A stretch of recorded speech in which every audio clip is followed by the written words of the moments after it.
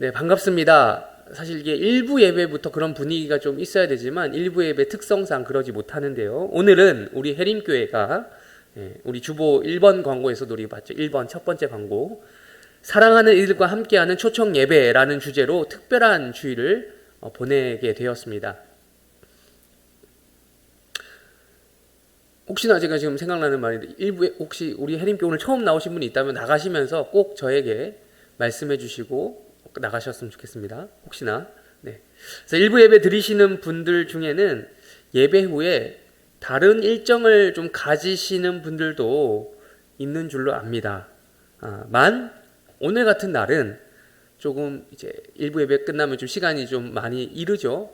좀 집에 가셔서 또 다른 데 가셨다가 좀 일찍 돌아오셔서 오후 1시 반에 우리 해림교회 사랑성전 2층 사랑성전에서 진행되는 우리 뮤지컬 꼭 함께 해주시길 바랍니다. 네.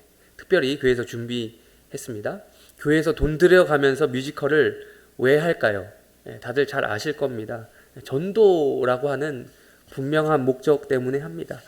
전도는 교회의 사명이자 교회가 존재하는 목적 그 자체입니다. 여러분 교회라는 곳이 존재하는 그 목적, 그러니까 전도를 안 하면 교회가 왜 있을까요? 전도하지 않을 거면 교회라는 기관은 있을 이유가 없습니다.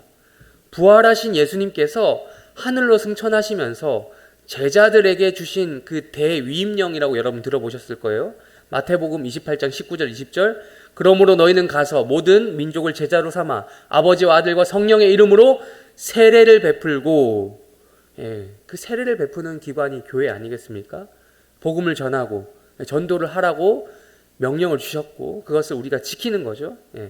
그래서 20절에 이런 말씀이 있죠. 내가 너희에게 분부한 모든 것을 가르쳐 지키게 하라. 볼지어다 내가 세상 끝날까지 너희와 항상 함께 있으리라. 그 말씀을 하신 예수님이 교회에게 주신 대위임령은 바로 전도입니다. 교회는 이걸 하기 위해서 존재하는 기관이에요.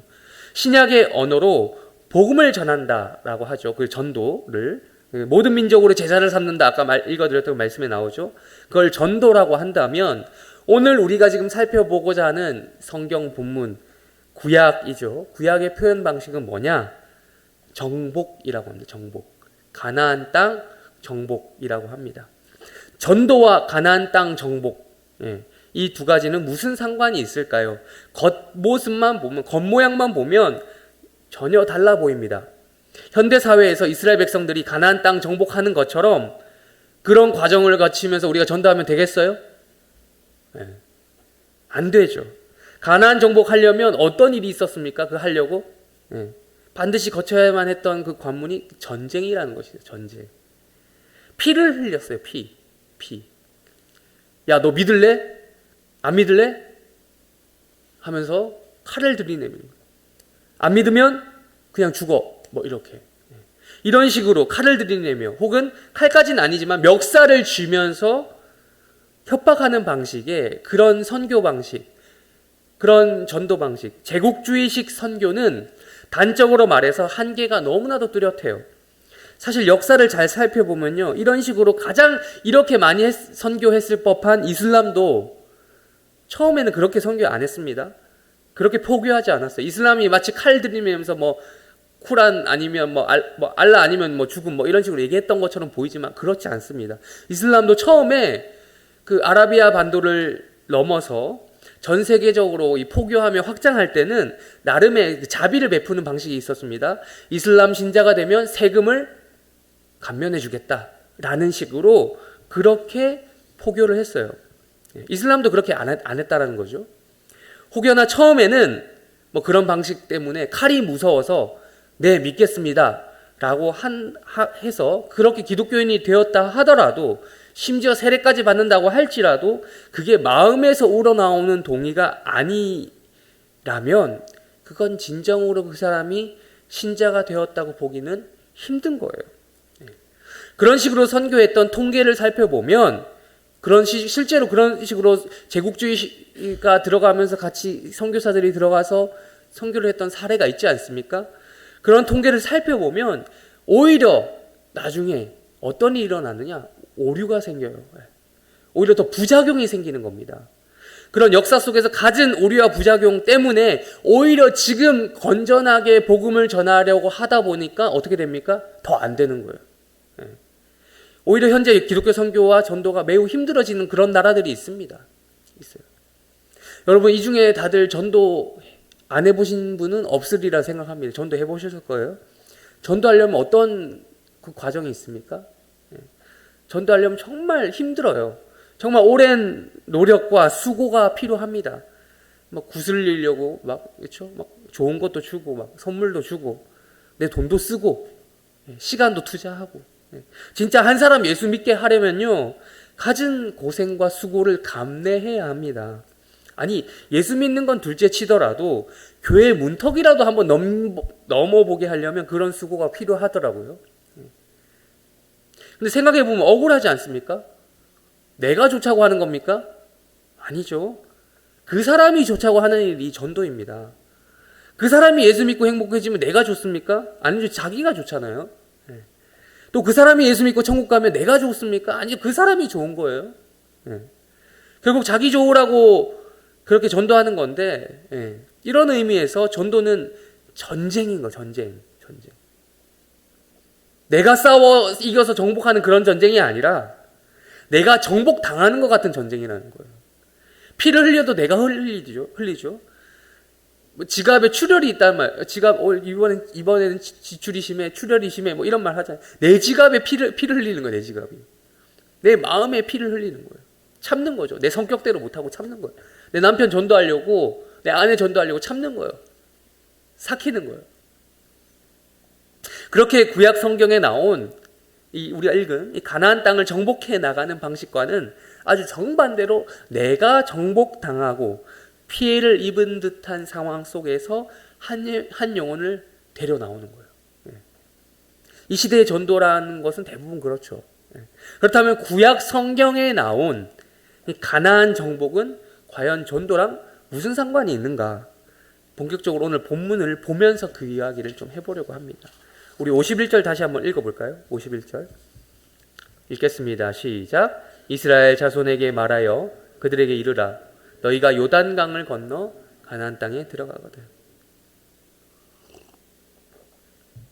하나님께서 모세에게 하신 말씀이에요. 이스라엘 백성들에게 전하라 라고 하신 말씀입니다. 요단강을 이제 곧 건너가서 본격적으로 가나안 땅 정복을 할 건데 거기 들어가면 어떻게 해야 될 건지 가르쳐주는 구체적인 지침을 주시는 장면입니다. 이어서 52절하고 53절도 다시 한번 읽어보겠습니다. 시작. 그 땅에 너희 앞에서 다 몰아내고 그 새긴 석상과 부어 만든 우상을 다 깨뜨리며 산닥을 다 헐고 그 땅을 점령하여 거기 거주하라. 내가 그 땅을 너희 소유로 주었습니다. 네. 가나안 원주민을 어떻게 하라? 다 몰아내라, 쫓아내라. 네. 그리고 우상과 관련된 우상 혹은 우상과 관련된 모든 것들을 제거하라는 겁니다. 제거. 그리고 그렇게 깨끗이 쫓아내고 제거한 그 땅을 점령해서 거기 거주하라는. 하나님께서 이 땅을 너희 것으로, 이스라엘 것으로 주셨기 때문이라는 거죠.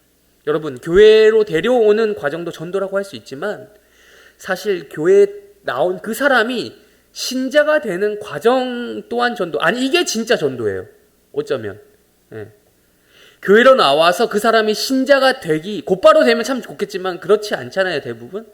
신자가 되기 전까지는 어떻게 해서 사탕 발림에 넘어왔다 하더라도 그 사람이 진짜 신자가 되려면 지금 구약 성경에 나온 것처럼 반드시 가나안 정복의 원리가 적용되는 거예요. 그 사람의 내면에 자리하고 있는 우상이라는 게 있잖아요. 혹은 그 사람이 뭐 내면이 아니라 그 사람이 외형적으로 섬기는 우상이 있을 거 아닙니까? 우상 혹은 우상과 관련된 모든 것들을 다 몰아내는 과정, 쫓아내는 과정이 필요한 거예요. 예수 그리스도의 십자가 복음이 그 사람의 마음을 정복해야 되는 거죠. 예수도 믿고 다른 신도 믿고 그런 거 있습니까?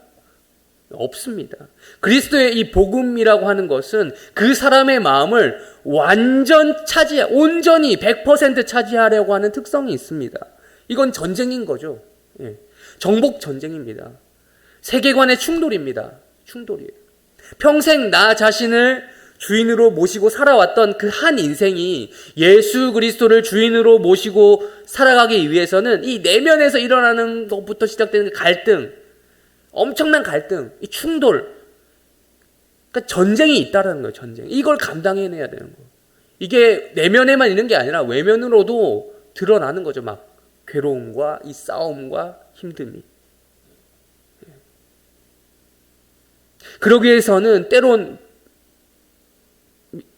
비인격체인데 인격체인 척 했던 그 우상이죠.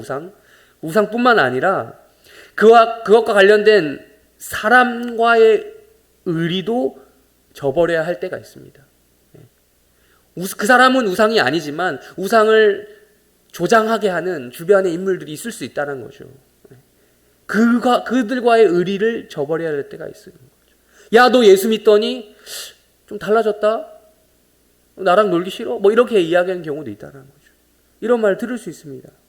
그러나 이전과는 분명 달라진 인생 때문에 더 이상 그 친구와의 교류가 아쉽지 않게 되는 것이 바로 이 정복해 나가는 과정인 거예요. 이전에는 정처 없이 떠도는 나그네 같은 인생을 살았는데, 그게 나그네 같은 것들 즐겼는데, 그러면서 여기가 답인 줄 알고 저기 정착해볼까 하다가 아니야. 저기가 답인가 해서 저기 정착해보려고 하다가 아니야. 여기도 아니고 저기도 아니고 이곳저곳 다 모든 곳에 답이 없었는데 예수에게 정착한 거죠. 예수에게 정착하고 나서, 즉 가나안 땅에 정착하고 나서 진정한 평안과 안정감을 경험하게 되는 것이에요. 예수를 믿는, 그리스도로 정복당하는 과정. 예수를 믿음으로 얻게 되는 진정한 복과 가나안 땅을 점령함으로써 오게 되는 그 복을 경험하게 된 것이죠. 이런 의미에서 전도로 가는 것은 곧 가나안 정복이다라는 거죠. 교회의 문턱을 넘어오는 것도 쉽지 않지만 교회의 문턱을 넘어와서 그 사람의 진정한 신자가 되는 것은 더 어렵습니다. 신자가 되기 위해서는 예수 그리스도의 복음으로 그 사람의 정신과 세계관이 정복당해야 되는 것입니다. 복음과 공존할 수 없는 우상을 버려야 되고 또 버려야 되는 거예요. 이건 꼭 초신자에게만 해당되는 말이 아니라는 것을 이곳에 앉아 계신 분들은 다들 잘 아실 겁니다. 기존 신자에게도 끊임없이 일어나는 싸움이 있습니다. 정복하느냐, 반대로 거꾸로 정복을 당하느냐. 이 싸움이 우리에게 지속적으로 놓여 있는 거예요. 우리가 복음이라고 하는 든든한 기둥에 묶여 있지 않으면 우리의 마음은 흔들리는 갈대와도 같아요. 우리는 계속해서 이 복음에 정복당해야 합니다. 그리고 우리에게 주어진 숙제인 가나안 땅을 정복해야 되는 거예요. 또 반대로 전도해야 됩니다. 전도. 이어서 우리 54절도 다시 한번 읽어볼까요? 54절 읽겠습니다. 시작. 너희의 종족을 따라 그 땅을 제비 뽑아 나눌 것이니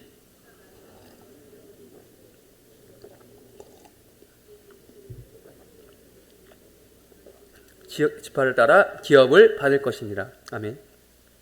가나안 땅에 들어갈 이스라엘 백성들은 구체적으로 어떻게 그 땅을 나눌 것인가? 우선 지파에 따라 나누는 것이 원칙이라고 적혀져 있죠. 지파에 따라. 이스라엘에 총 몇 개의 지파가 있습니까? 12지파가 있습니다. 지파의 수가 다, 그 지파마다 사람의 숫자가 다 똑같은 것은 아니겠죠. 이 성경 본문이 뭡니까? 지금 우리가 읽은 성경 본문? 민수기예요. 민수기의 영어식 이름이 뭐예요? Numbers. 숫자라는 거예요. 누구의 숫자라는 거예요?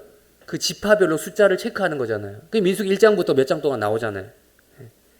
그 수를 세어야 했습니다. 수가 달랐기 때문에. 수를 왜 셉니까? 그렇게 세워진 수를 통해서 첫 번째로 싸움에 나갈 만한 자, 즉 군대 동원력을 확인하는 장면이 1장부터 좀 나와요. 1장부터. 그리고 오늘 본문이 민수기 33장에서 또 이야기하는 것처럼 지파의 수가 많으면 많을수록 뭘 어떻게 줘요? 많으면 많은 대로, 적으면 적은 대로 기업을 분배해야 한다라고 하는 원칙을 가르쳐 줍니다. 그 원칙에 따라 가나안 땅을 나누어야 했습니다. 흥미로운 점은 이겁니다. 땅 분배의 원칙을 말해주고 있는 지금 시기예요. 민수기 33장의 시기는 땅을 다 정복하고 난 뒤의 이야기입니까? 아니죠. 아직 그 땅에 들어가기도 전이에요. 들어가기 전부터, 정복 전쟁이 본격적으로 시작되기 전부터 원칙을 세워놓고 들어갑니다. 이렇게 보면 어느 정도 김이 센 듯한 느낌이 들어요. 왜 그렇죠? 사람 수가 많은 지파는 많이 줄 거야. 적은 지파는 적게 줄 거야. 자, 이게 어떻게 보면 합리적이죠. 그런데 어떻게 보면 이게 상당히 비합리적으로 보여요. 지금 우리가 살고 있는 입장에서 생각해 보셔요. 무한 경쟁을 기초로 한 자본주의 시장 경제 체제를 살고 있는 우리가 보면 이건 어때요? 비합리적이에요. 전쟁 시작하기도 전에 이미 게임 끝났어요. 이런 원칙 세워놓고 싸우면 싸울 맛이 나겠습니까? 야, 너희들 한 만큼 줄게. 이렇게 해야 되지 않겠어요? 수가 적은 지파는 적은 대로 어떻게 이야기하겠어요? 이 원칙을 세워놓으면. 야, 이거 뭐 열심히 해봤자 우리 것도 안 될 텐데 뭐하러 열심히 하나? 이렇게 하지 않겠어요? 반대로 수가 많은 지파는 많은 대로 야, 뭐 대충 해. 어차피 열심히 하든 안 하든 우리는 많이 받을 거야. 적당히 받을 거야. 라고 하지 않겠습니까? 역사상 공산주의가 그래서 실패했잖아요. 그걸 지금도 우리가 목도하고 있잖아요. 예상할 수 있는 몫을 넘어서 확정되어 있는 몫에 대해서는 그 어느 누구도 열심히 하려고 하지 않을 겁니다. 단 한 가지 예외의 경우는 있습니다. 유토피아 같은 세상이죠. 지파와 상관없이 분배되는 그런 기업의 양과 상관없이 모든 구성원이 그걸 뛰어넘어서 열심히 한다면 그건 되겠죠. 열심히 정복 전쟁에 임한다면. 모든 지파, 12지파가 이런 얼마 받을 거야 이거에 집중하지 않고 그냥 정복하는 것 자체에만 한마음 한뜻으로 연합해서 전쟁에 임한다면 쉽지는 않지만 충분히 가능한 부분이었어요. 민수기 당시에 모세가 지도자로 있을 때는 그렇게 했습니다. 그리고 모세의 후계자 여호수아가 지도자로 있을 때 가나안 땅에 본격적으로 들어가서 그때 전쟁을 했을 때에도 그게 가능했습니다. 자기 기업, 자기 유산, 자기 상속, 자기가 받을 것만 매이지 않았어요. 모두가 힘을 합쳐서 하나님 허락하신 가나안 땅 전체를 위해서 정복하기 위해서 애를 썼습니다. 여기까지는 좋았어요. 그러나 우리는 이스라엘 역사를 압니다. 그렇게 아름다운 이야기만 성경에 쓰여져 있지 않아요. 우리 55절과 56절도 다시 한번 읽어보겠습니다. 시작. 너희가 만일 그 땅에 너희 눈에 가시와 너희 옆구리에 찌르는 것이 되어 너희가 거주하는 땅에서 너희를 괴롭게 할 것이요 나는 그들에게 행하기로 생각한 것을 행하리라. 마치 미래의 일을 예견하고 있는 것 같아요. 그러지 말라라고 주신 말씀인데 미래의 일을 예언하고 있는 것. 모세 여호수아가 지도자로 있던 시절까지는 잘 했습니다. 12지파가 연합해서 그 땅의 원주민들을 잘 몰아내려고 노력했습니다. 그래서 우리가 우리 구약 성경 지도 같은 거 보시죠. 성경 앞부분에 있는 그런 지도를 보시면 보셨죠? 그런 것들 보면 가나안 정복을 완료해서 지파별로 나눠져 있는 땅덩어리 구분 그런 게 있을 겁니다. 그래서 정복 사업이 완전히 이루어진 것처럼 보입니다. 그러나 퍼센테이지로 따져볼까요? 그럼 100% 완료되었겠어요? 그게 아니었어요. 군데 보면 정복하지 못한 지역들이 있었습니다. 물론 사윤이 있었어요. 우리 한번 찾아볼까요? 여호수아 오늘 본문 민수기 좀 잡아두고요. 이거 완전 덮지 말고 여호수아 17장 우리 한번 찾아보겠습니다. 여호수아 앞에 아니 뒤죠. 민수기 뒤에 민신수 해서 이제 여호수아 17장 18절입니다.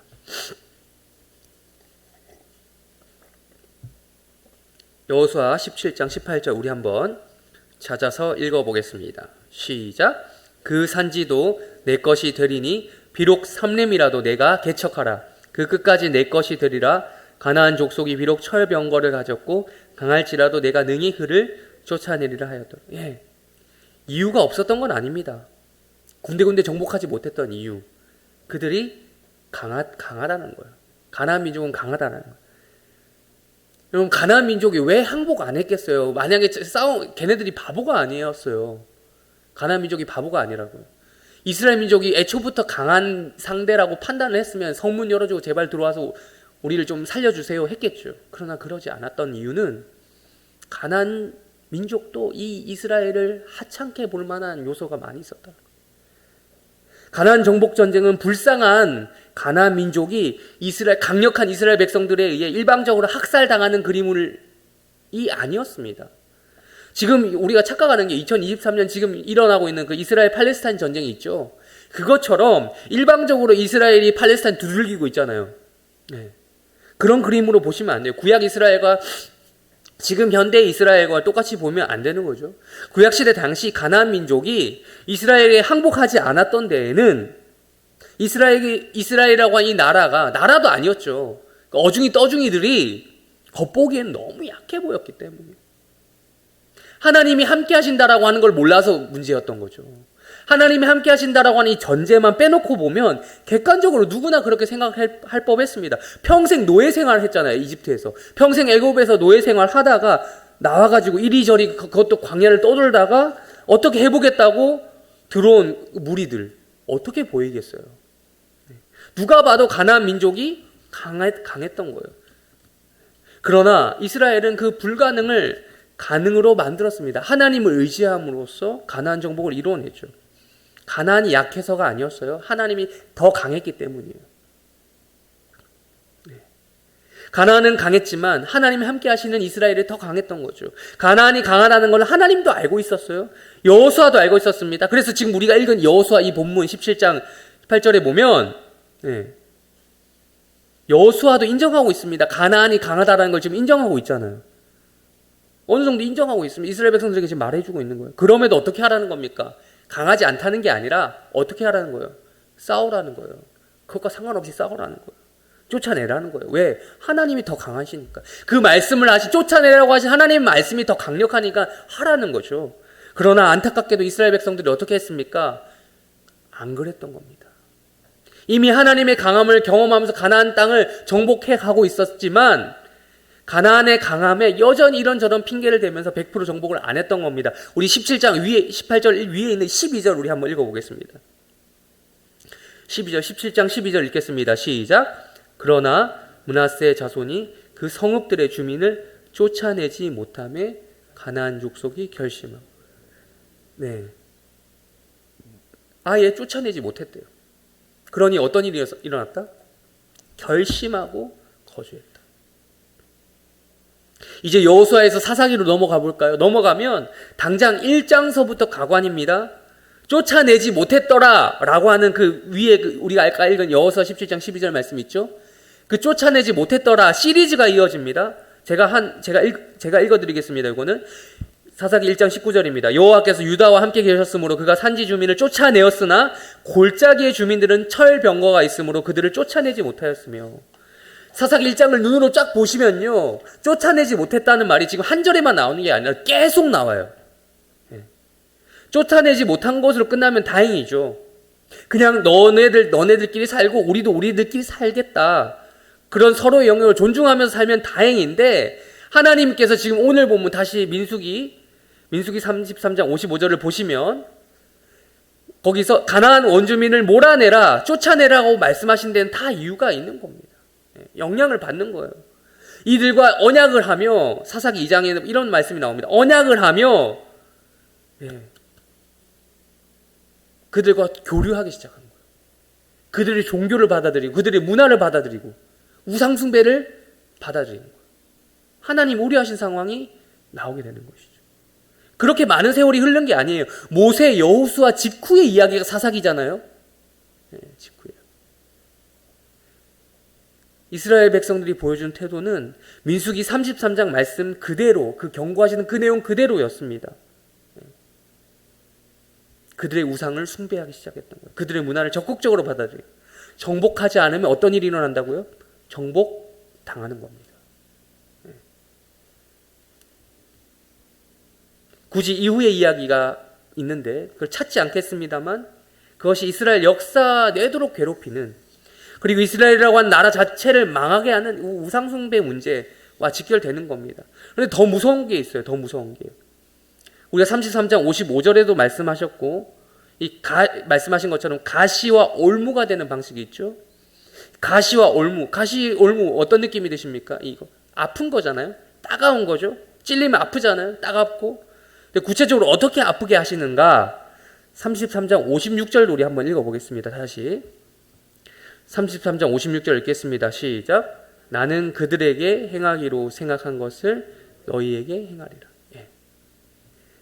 그들에게 행하기로 생각한 것, 즉 가나안 민족에게 행하기로 한 것이 무엇일까요? 그걸 이스라엘 백성들에게 하시겠대요. 하나님이 함께 하신 이스라엘에게 항복하지 않는 가나안 민족, 즉 그들의 인생이 찌질해 보이는 하나님 백성들보다 더 잘 나간다 생각하면서 복음을 받아들이지 않는 그 가나안 민족들이 처해질 결국의 운명은 무엇이었습니까? 피 흘리는 것이었죠. 전쟁으로 인해 그들이 결국 쫓겨나고 정복당하는 것이 운명 아니었습니까? 그 운명을 지금 이스라엘이 그대로 받게 될 것이다 라는 말씀입니다. 즉 복음을 전하지 않는 자들의 운명은 이런 처지가 될 것이다. 신약의 언어로 바꿔 말하면 이런 것이에요. 네. 전도하지 않으면 교회의 운명도 그렇게 될 것이다. 정복하지 않으면 정복당하고 말 것이다.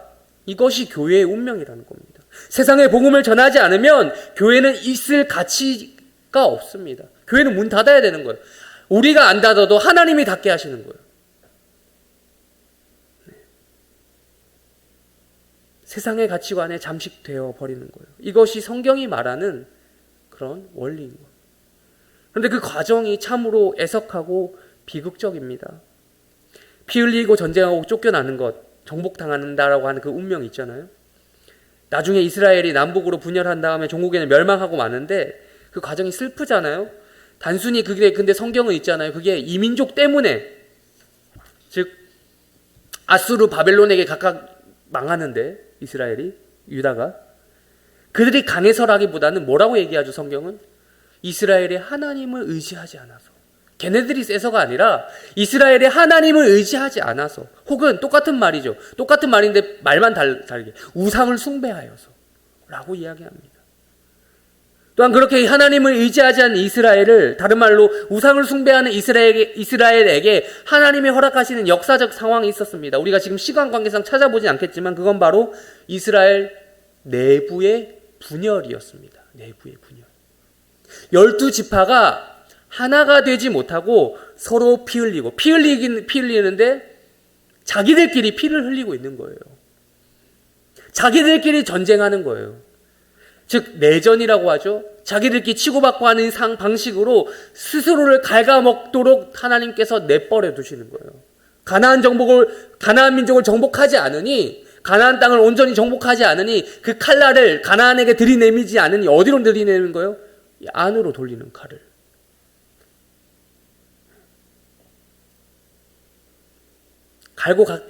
가나안 정복 전쟁하면서 칼이 갈렸을 거 아닙니까? 칼을 갈고 닦았을 거 아닙니까? 그 칼을 가지고 같은 민족을 향해 내밀었다니까요. 그래서 사사기 중반부 후반부에 가면 이 민족에게 당하는 이야기보다 더 많이 나오는 이야기가 바로 이스라엘 내부에서 일어나는 전쟁 이야기예요. 내전 이야기죠. 분명 철병거가 무섭다라고 했잖아요. 앞에서 우리가 봤듯이. 그렇게 이야기하는 자들이 가나안 민족 무섭다고 했잖아요. 걔네들이 자기들끼리는 피 흘리는 것도 불사합니다. 죽음도 불사하면서 전쟁을 하는 거예요. 가나안을 향한 칼날이 자기 민족을 향해 바뀌는 건 순식간이었습니다. 기드온 이야기를 보세요. 기드온 때도 그런 일이 있었고요. 입다 사사 이야기, 입다 아시죠? 입다 때에도 그런 일이 있었고, 사사기 후반부에 가면 아예 대놓고 베냐민 지파 한 지파가 없어질 뻔했어요. 씨가 마를 뻔했어요. 사사시대가 끝난 다음엔 어땠습니까? 또 왕정시대 접어들었다고 이런 일이 끝난 것이 아니었습니다. 물론 다윗과 솔로몬 시대는 잠깐 평온했습니다만 이내 곧 이스라엘은 남과 북으로 쪼개지죠. 남유다, 북이스라엘로 쪼개져가지고 계속해서 대립하고 싸웁니다. 마치 서로 싸우는데 진짜 형제가 아니라 이민족 대하듯이 서로 싸웁니다. 죽입니다. 피 흘렸습니다. 그렇게 서로가 결속해서 둘이 힘을 합쳐서 주변의 이민족들하고 싸우기도 급급했을 텐데, 아수르 바벨론과 대항해도 시원찮았을 판인데 서로 싸우고 하다가 따로따로 망하게 되는 거예요. 설교를 정리해 가도록 하겠습니다. 이것이 바로 이 본문을 통해서 우리가 볼 수 있는 것이 바로 우리의 현실인 것 같아요. 아까도 계속해서 제가 말씀드리지만 전도하지 않는 교회는 목적을 상실한 겁니다. 정복하지 않으면 정복을 당합니다. 세상을 우리가 전도하지 않죠? 그럼 우리 세상으로 전도당합니다. 세상으로 전도당하여 지금까지 교회 안 나온 사람들 주변에 있지 않습니까? 원래 교회 잘 다니다가 신앙생활 잘 하다가도 생각보다 많을 거예요. 우리 교회에서 오늘 전도의 목적으로 제가 아까 광고도 드렸지만 2부 예배, 3부 예배 특별한 전도 주일 가지려고 합니다. 그리고 이어서 오후 1시 30분에 뮤지컬 합니다. 뭐 특별한 거라고요. 평소와 다른 거라고 해봤자 1시 반에 하는 뮤지컬밖에 없어요. 평소대로 담임 목사님 설교하시고 복음 전하시고 하실 거죠. 네. 심지어 오후 1시 30분에 하는 뮤지컬도 그냥 세속적인 내용이 아니에요. 오병이어라고 하는 성경적인 내용을 통해서 예수님이 하신 그 복음의 내용을 좀 몸으로 표현하는, 음악으로 표현하는 그런 방식이에요. 그래서 제가 아까 1부 예배 끝났다고 어디 가시지 마시고 오시라고, 또 많이 좀 주변에 데려오시라고 말씀드린 거예요. 근데 꼭 이런 걸 한다고 하면 혹자는 이렇게 이야기하시는 분들도 있습니다. 야, 그렇게 해서라도 데려와야겠냐라는 거예요. 근데 그게 불신자의 입에서 나오는 말이 아니에요. 이걸 마치 이제 마트 상권 논리로 접근하시는 분들이 있더라고요. 이런 말 있잖아요. 대형마트가 들어서면 주변에 소상공인, 작은 그 슈퍼들이 그 상권에 침해당한다라는 논리 있잖아요. 네. 교회도 그렇게 보시는 분들이 있더라고요. 큰 교회, 우리 교회 같은 큰 교회가 뮤지컬 같은 행사하면서 주변에 우리 이번에 하면서 사실 뭐 전단지도 많이 만들고 뿌리고 있기도 했습니다. 그러면서 기존에 받아보신 분들도 있을 거예요, 주변에. 예, 지나가다가. 예. 그럼 그 뿌리면서 기존의 미사 지역에 교회 잘 다니는, 다른 교회 잘 다니고 있는 신자들의 마음까지 흔들어 놓고 그들을 자기 교회로 끌어들인다라는 것을 전도라고 하면서 막 뭐라고 하시는 분들이 있을 수 있습니다. 맞아요. 네. 우리 해림교회 정도면 뭐 큰 교회가 아니라고는 할 수 없죠. 맞습니다. 적어도 이 하남 미사 지역에서는 소위 큰 교회로 통하는 것 같습니다. 그러나 이게 큰 교회라고 하니까 드리는 말씀인데 전국구로 가지 않더라도 수도권만 가더라도 해림교회는 큰 교회가 아닙니다. 상대적으로 따져보면 해림교회보다 더 큰 교회 많습니다. 제가 지금 규모가 안 중요하다, 규모가 중요하지 않습니다, 이런 말 하려고 하는 게 아닙니다. 규모 중요해요. 엄연히 성도 수에 따라서 뭐 대형 교회, 뭐 초대형 교회, 뭐 중형 교회, 중대형 교회, 뭐 이런 거 나누는 게 있습니다. 네. 그런 거 결정됩니다. 그러나 큰 교회, 작은 교회 이런 것들이 선과 악을 구분해 주는 지점은 아니라는 거예요. 네. 아까 마트 논리를 펴시는 분들에 따르면 큰 교회라고 무조건 악이고, 네, 작은 교회라고 무조건 선이겠습니까? 아니에요. 반대도 마찬가지죠. 큰 교회를 선호하시는 분들이 있을 겁니다. 큰 교회를 선호하시는 분들 입장에서는 큰 교회가 무조건 선이고 작은 교회라고 무조건 악이겠습니까? 그분의 말에 따르면 아니죠.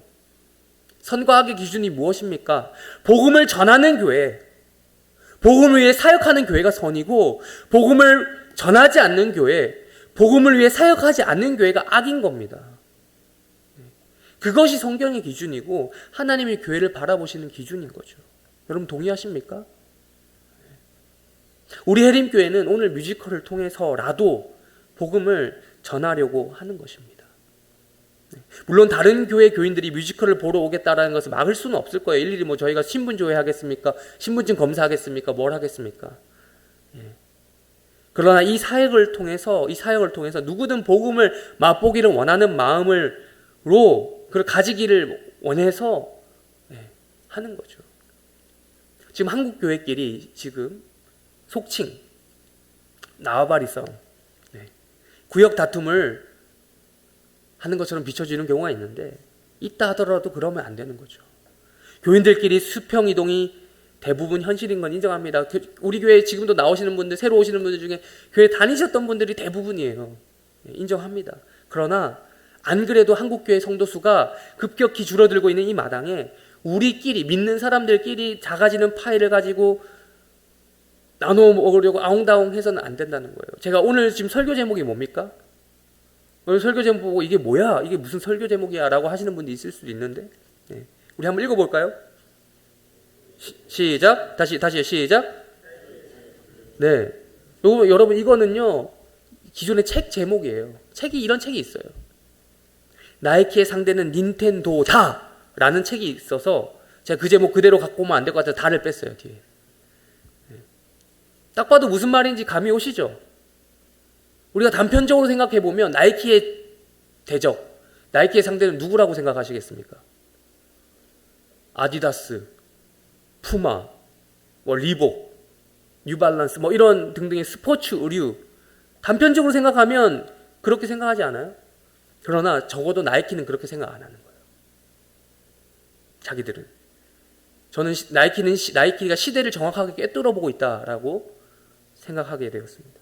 나이키의 상대는 같은 업종인 스포츠 의류 브랜드, 아디다스, 푸마, 뉴발란스 이런 게 아니라 닌텐도다라고 파악한 거예요.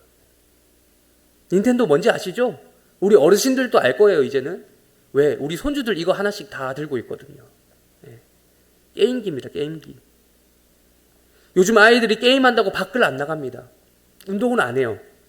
집에만 있습니다. 그러니 뭐가 안 팔리는 거예요, 나이키 입장에서는. 스포츠 의류가 안 팔리는 거예요. 나이키의 관심은 단순히 스포츠 의류, 그거를 아디다스보다 더 많이 팔고 푸마보다 더 많이 팔고 그런 데 관심이 있는 것이 아니었습니다. 아닙니다. 스포츠 의류 산업의 주요 소비층이 되어야 할, 그 타겟이 되어야 할 젊은이들이 그들의 여가 생활이 닌텐도로 대표되는 게임 산업에 넘어가서 이 시장 자체가 작아지는 것, 파이 자체가 작아지는 것, 그거에 관심이 있는 거예요, 지금 여기는. 네. 여러분 나이키 광고 보신 적 있으세요? TV에서? 제가 나이키만은 좋아해서 그런 건 아니고요. 보면 화려합니다. 광고를 보면 야, 나도 저 광고처럼 그 의류를 착용하고 나가서 운동하고 싶다라는 마음이 들게 만든다니까요. 집에 박혀가지고 게임하는 것보다 나가서 운동하고 저 옷 입고 화려하게 나도 나이키 입고 나왔어 하면서 운동하는 모습이 더 자존감을 상승시켜줄 것 같은 그런 느낌을 들게 한다니까요. 우리도 마찬가지입니다. 교회의 크고 작음은 분명 무시할 수 없는 현실임을 제가 아까 말씀드렸습니다. 상대적으로 어떤 교회는 큽니다. 어떤 교회는 작습니다. 그러나 모든 교회는 복음 사역을 해야 합니다. 전도해야 합니다. 그리고 이 복음 사역 시장 자체를 전도라는 행위를 통해서 파이를 키워야 됩니다. 그 대상이 꼭 믿는 사람을 데리고 오려고 하는 목적이 아니라고. 같은 벽길 우리끼리 싸우면 안 되는 거죠. 왜 너네가 잘못하냐 이러면서 믿는 교인들끼리 그러면 안 되는 거죠. 나이키가 주장하는 이 지론에 아디다스, 푸마 등이 어떤 생각을 가졌을지는 모르겠지만 세부적인 의견은 다를지언정 동참해야 되는 것이죠. 마찬가지로 이런 점에 있어서 모든 교회가 믿지 않는 자들을 향해 혹은 과거에는 믿었다고 하는 현재 신앙생활을 하지 않는 생각보다 그 수가 엄청 많은 그분들을 향해 복음을 계속해서 전해야 되는 것입니다. 여러분이 한 주 동안 살아갈 삶의 전쟁터에서 이러한 가나안 정복이 일어나기를 주님의 이름으로 축원합니다. 또 다시 만날 때까지 우리는 복음을 전해야 합니다. 그렇게 전도하는 삶을 살아가시기를 축복합니다. 정복하지 않으면 정복당합니다. 또한 마지막으로 말씀드립니다. 오늘 주일 2부 3부 예배 지속적으로 관심 가져주시고 또한 시간이 되시면 계속해서 참여해 주시고 또 1시 반 같은 경우는 거의 필참해 주시기를 바랍니다. 그런 전도의 일환으로서 이 뮤지컬이 작은 움직임이 되기를 소망하며 설교를 마칩니다. 기도하겠습니다. 하나님 아버지 감사합니다. 오늘 이렇게 사랑하는 가족과 함께하는 초청 주일, 초청 예배, 사랑하는 이들과 함께하는 초청 예배로 첫 시간 1부 예배를 맞이했습니다. 우리가 계속해서 전도하는 자들 될 수 있도록 도와주시고 이 복음 때문에 교회가 존재한다는 사실을, 복음을 전하기 위해서 존재한다는 사실을 우리가 모두 잊지 않고 살아가는 귀한 성도들 될 수 있도록 도와주시옵소서. 감사하며 예수님의 이름으로 기도합니다. 축도로 예배를 마치겠습니다. 지금은 우리 주 예수 그리스도의 은혜와 하나님의 사랑과 성령의 교통, 인도, 위로하심이 이곳에 모여 예배드린 모든 해림교회 성도들 가운데 함께 있을지어다.